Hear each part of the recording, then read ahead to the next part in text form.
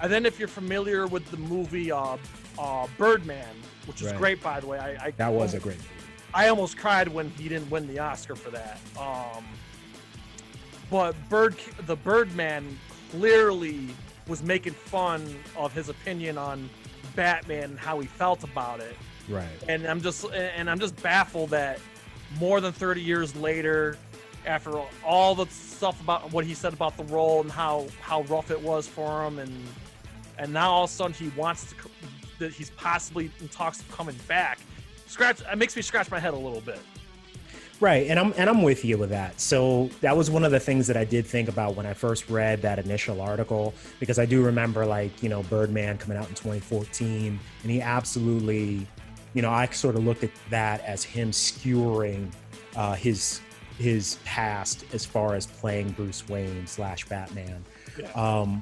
But, you know, when I thought about it, you know, I started thinking about, well, what would be the reasons for him to be, you know, to be so against playing this character? You know, what would the experience have been like?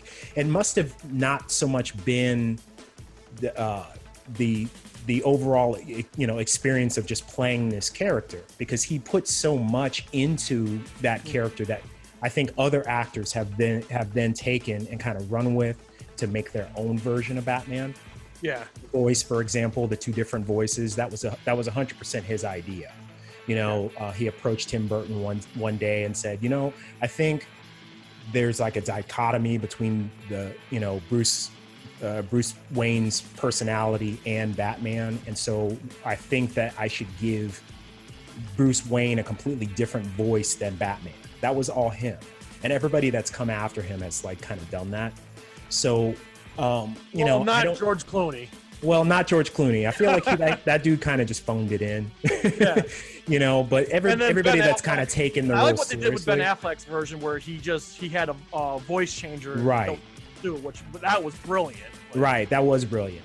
But, you know, getting back to the idea of why he might not have liked, you know, playing Batman over time, I think it might have had more to do with the experiences behind the scenes, right? Yeah. So with those first two Batman movies, actually, I think with that first run, that first franchise, you had a guy that was in place as far as one of the producers named John Peters. And that guy is notorious. You know, you hear stories about him all the time, about him coming in and kind of interfering with the original concept of a project, kind of insisting on certain things happening. And so I could see that wearing on an actor or a director. Yeah. And that would explain a lot to me as far as why Michael Keaton would leave after the second one, why Tim Burton would not want to have anything to do with the third and fourth movies.